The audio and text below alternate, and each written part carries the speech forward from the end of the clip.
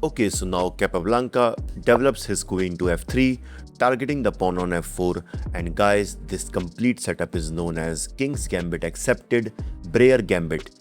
And after that, here Chase develops his knight to c6, and usually in this position, white captures on f4, but Capablanca chooses a different line. He plays c3 with the idea of taking the center with d4. But as you can see, the evil bar is saying that this position is in favor of black. But why? Okay, so this is because now black can give a check from h4 square. So that's why g3, f takes g3. And obviously white cannot recapture with the queen because then black is going to capture on e4 with a check, and then queen takes rook. So that's why h takes g3, attacking the queen. So queen to e7, and after that d4.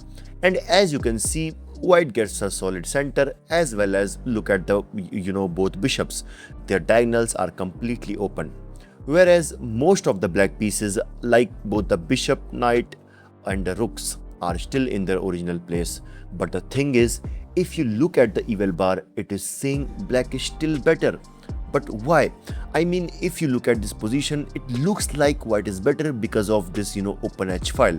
But guys, in reality, this position is better for black because first of all, black is a pawn up, and the second thing is, it looks like white pieces are more active, but in reality that's just a mirage. And guys, yes, because even if white pieces looks developed, but they are not attacking right now. I mean, first of all, black is now going to play d5, targeting the pawn on e4. And let's say if white defends with knight to d2, d takes e4, attacking the queen.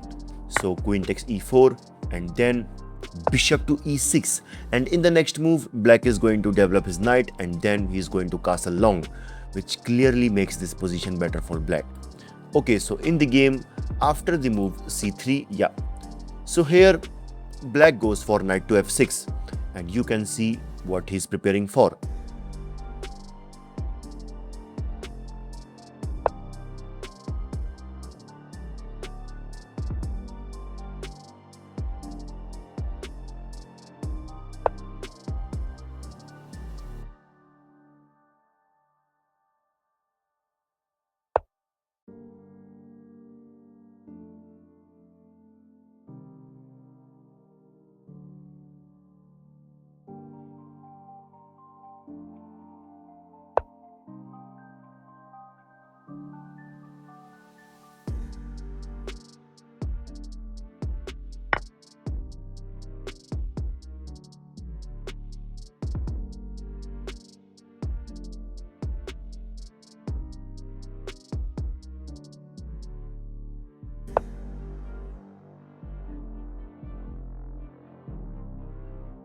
Okay, so since this bishop is attacked, so Capablanca brings it on e3.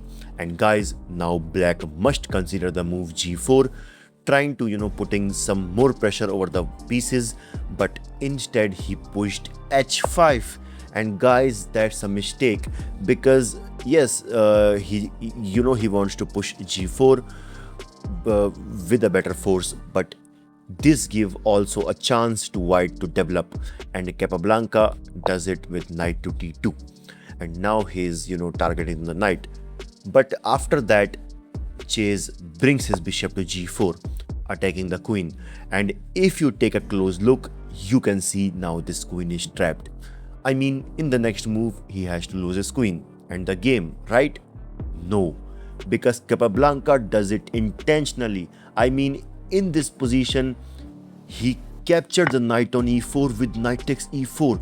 And guys, that's a brilliant positional sacrifice. And the idea is, after Chase captures on f3, knight to f6 check.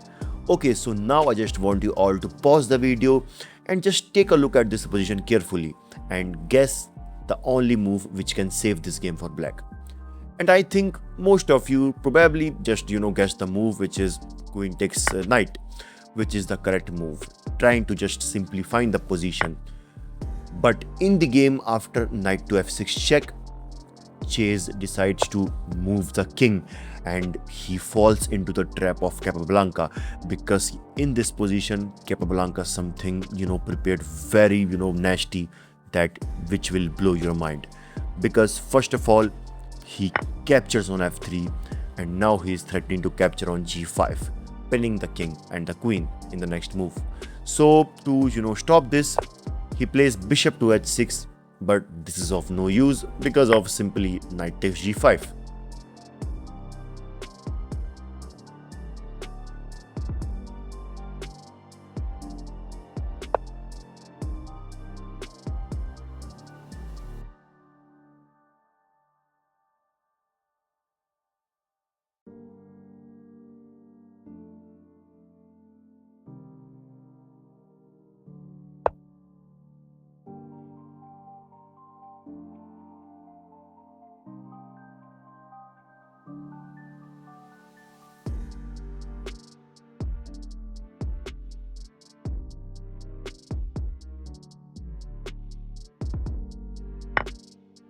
And guys, instead of capturing here, Capablanca decides to castle. And guys, that's a great move. He completely rejects, defensive play and simplifies the board to maintain intense pressure. And as you can see, now this rook also joins the attack, which is targeting the pawn on f7. So that's why one thing is clear, that this bishop can't be moved. So here Chase decides to slide this queen to g8.